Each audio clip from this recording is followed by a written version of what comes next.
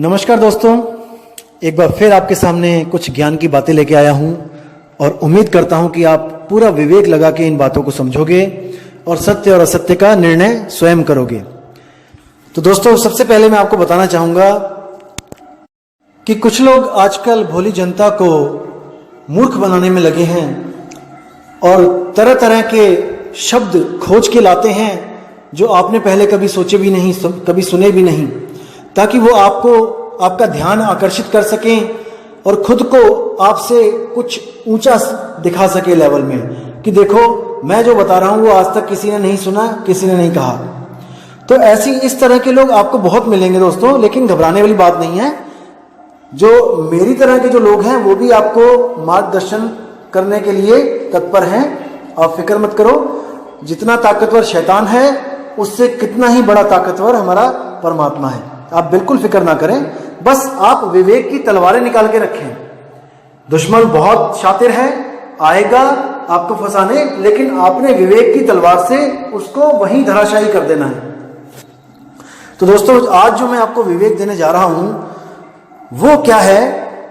वो है दो शब्दों में फर्क जानना।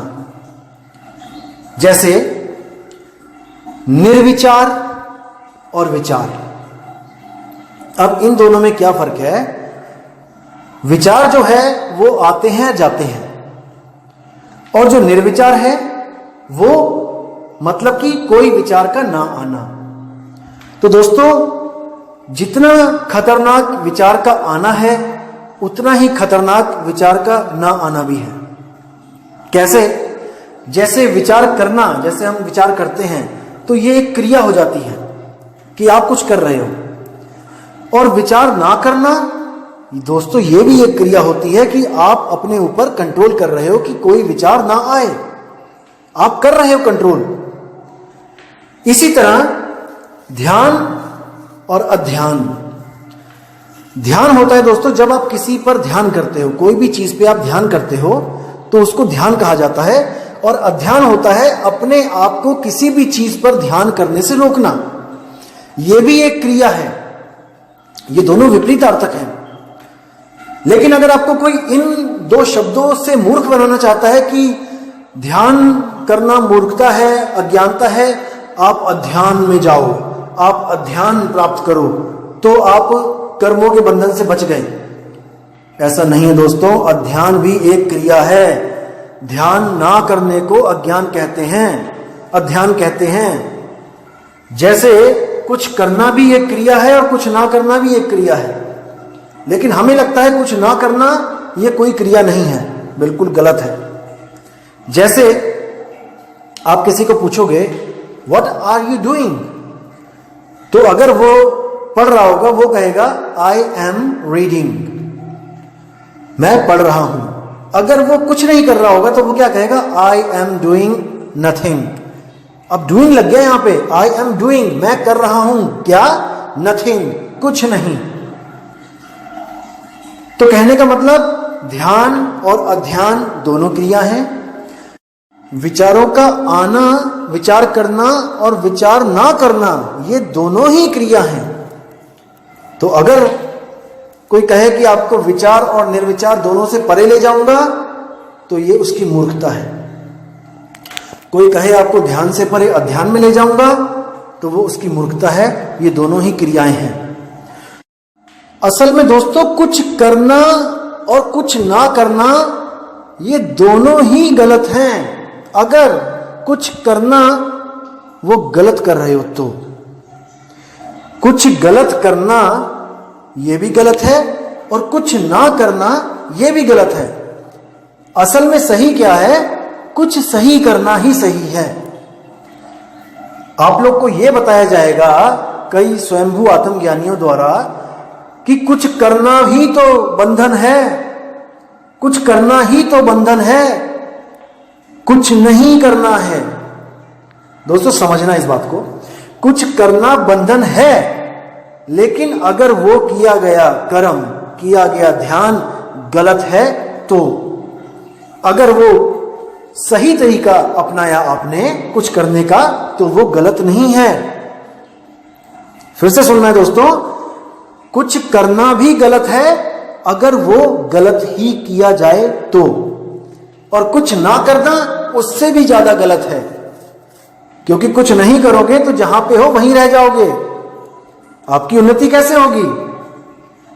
इसलिए कुछ गलत करना भी गलत है और कुछ ना करना भी गलत है, और केवल सही करना ही सही है। इसलिए कबीर साहब ने सब साधुओं को, सब योगी तपस्वी जति तपी सन्यासियों को मना किया कि जो तुम कर रहे हो ये गलत है, इसको छोड़ दो। और क्या करने को बोला? सहज योग, सहज समाधि जो सहज ही प्राप्त होती है, उसमें आपको कुछ करना नहीं होता है, इसमें आपको अपने ज्ञान में रहना होता है कि आखिर मैं क्या हूं। जैसे आपने हाथ में मिट्टी पकड़ रखी है, आपने हाथ में मिट्टी पकड़ रखी है और मिट्टी से आपको प्रेम हो गया है और मिट्टी आप छोड़ना नहीं चाहते हो, लेकिन जब आपको कोई ज्ञानी ज्ञान देता है कि ये मिट्टी है और तू इस मिट्टी से अलग है और एक दिन ये मिट्टी छूटेगी, और तू अगर अपने आप को नहीं जानता तो इस मिट्टी के लिए रोएगा, और अगर तू अपने आप को जानता है तो तत्काल ही इस मिट्टी को मुट्ठी से छोड़ देगा। दोस्तों, मिट्टी क्या है? ये शरीर है, और ये कौन पकड़ के बैठा है? ये जीवात्मा पकड़ के बैठी है।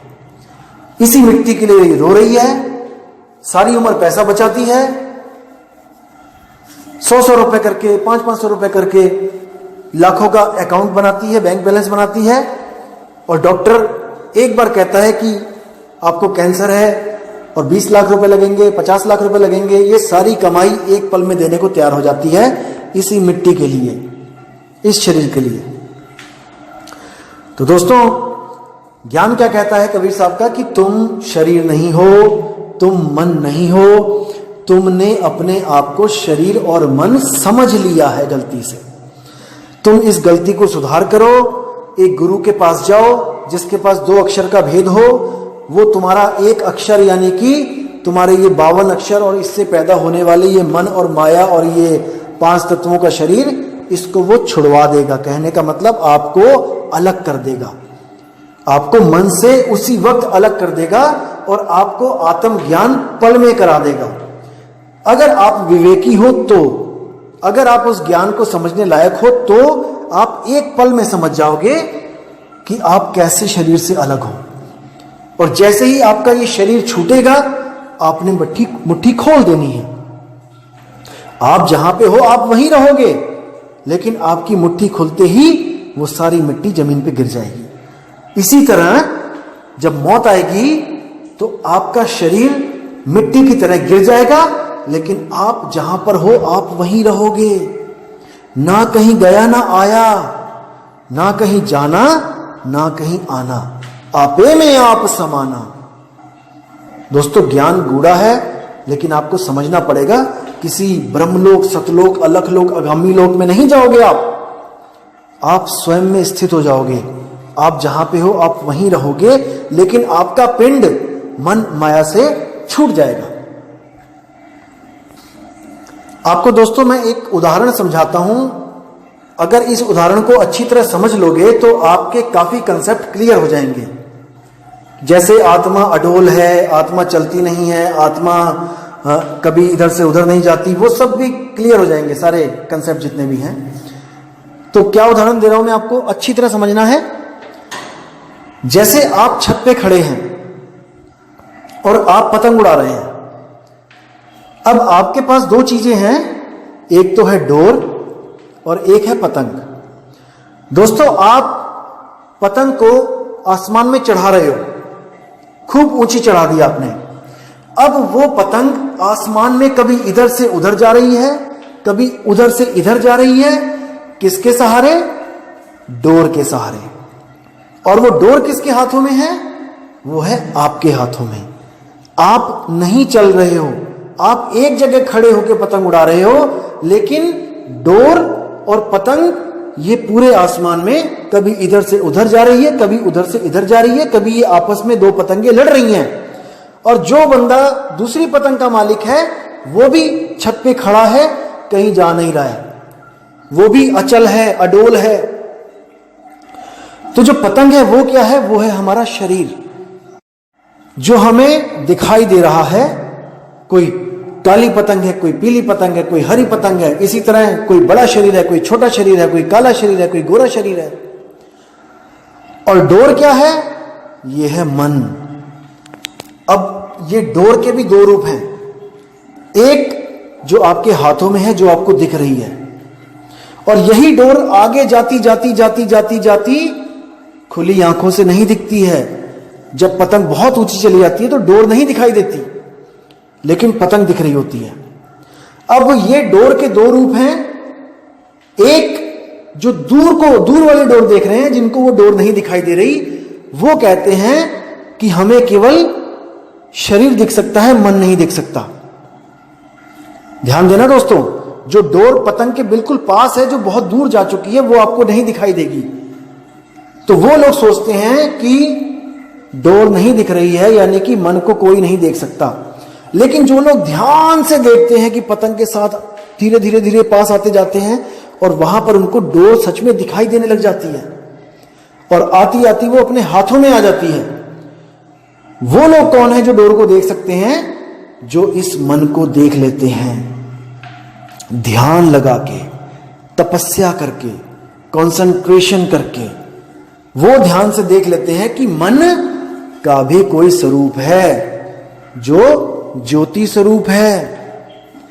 इसीलिए कबीर साहब ने बोला है, ज्योति स्वरूपी हाकिमा जिन अमल पसारा, अमल मिटाऊं तासु का, पठाऊं भव पारा।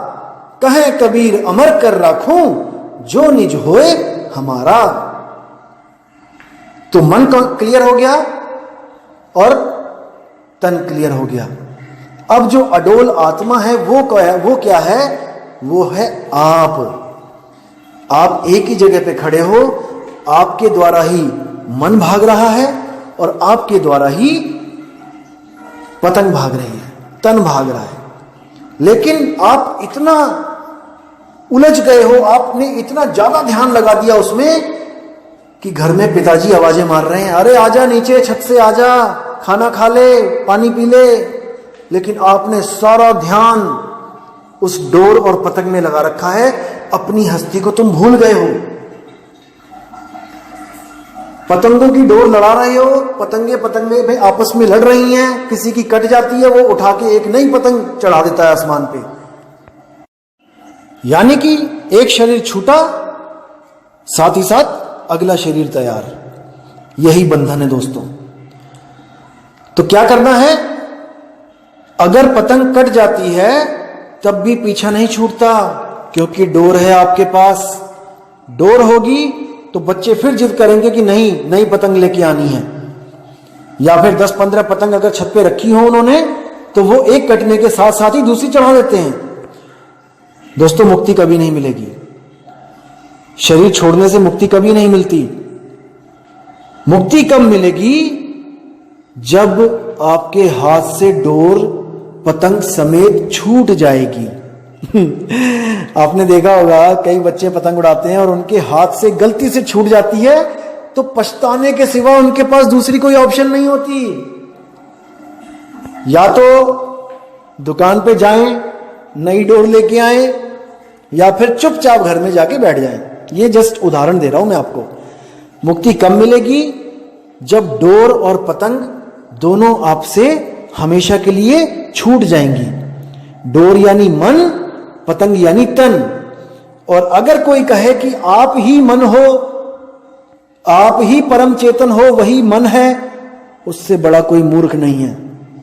क्योंकि अगर मन ही परम चेतन है तो मन कभी मरेगा नहीं, क्योंकि चेतन कभी नहीं मरता। चेतन कभी नहीं मरता। परम चेतन कौन है? आत्म सत्ता ही परम चेतन है। और वो क्या कर रही है? वो इस मन को सारी पावर देके बैठी है। मन सारी शक्तियां इस आत्मा से ले रहा है और अच्छे और बुरे काम करके हम सबको फंसा रहा है। कबीर साहब कहते हैं, पाप पुण्य ये दोनों बेड़ी, एक लोहे एक कंचन केरी। कि अगर आप सोचते हो कि मैं पाप ना करूं और मैं केवल पुण्य करूं तो मैं बच जाऊंगा, कोई नहीं बचेगा। पुण्य करोगे तो आपको सोने की जंजीरें मिलेंगी, राजा महाराजा बन जाओगे। गले में जो चैन पहनते हो आप, देखना वो जंजीरें ही होती हैं, लेकिन वो सोने की हैं, इसलिए आपको लगता है कि मैं जंजीरों से बाहर हूं।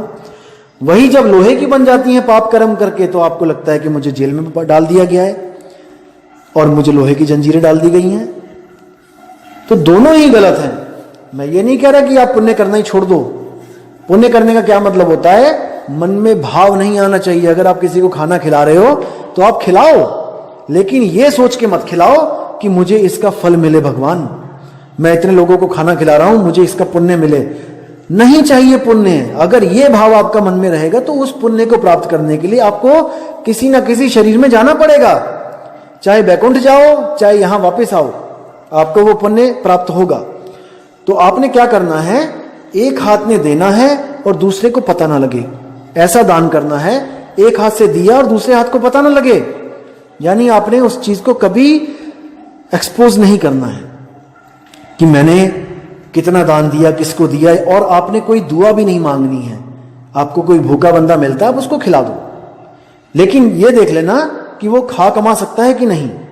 अगर आप कुछ करना भी चाहते हो तो परीक्षण करो, ऐसे ही नहीं किसी को भी कामचोर बनवा दो आप खिला खिला के। तो दोस्तों, बात जरा सी वरना 84, छोटी सी बात है, इसको समझ लोगे तो बहुत अच्छा आपका जीवन भी हो जाएगा और आपको जो परम लक्ष्य है हमारा मुक्ति का, वो भी मिल जाएगी। वरना 84 तो है ही है, क्योंकि इतने अच्छे कर्म कोई नहीं कर रहा है इस आज के समय में कि उसको कोई मनुष्य शरीर दोबारा मिले।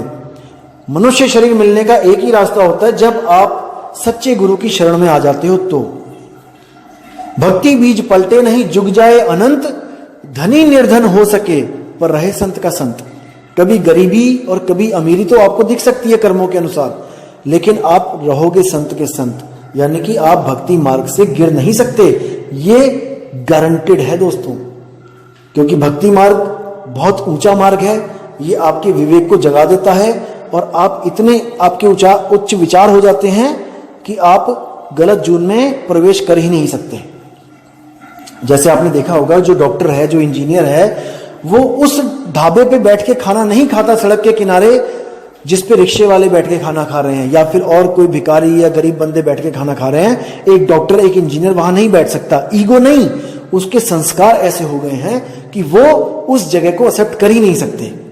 इसी तरह 184 में जाने का सवाल ही पैदा नहीं होता अगर आप सतगुरु की शरण में आ जाते हो, सच्चे नाम के साथ जुड़ जाते हो और अपनी सोच को बहुत ऊपर लेके जाते हो। तो दोस्तों, उम्मीद करता हूं आपको आज का ज्ञान समझ में भी आया होगा और आपने विवेक भी लगाया होगा, और इसको बार बार सुने तभी आपको समझ में आएगा कि असल में सार क्या है। एक बार सुन के नहीं समझ में आता, आप इसको सुने, जब भी आपको समय लगे आप इसको सुने और मंथन करें, विचार करें कि मैं क्या बोल रहा हूं, क्योंकि बिना विचार किए आपको कभी भी निर्णय नहीं मिल सकता सत्य और असत्य का।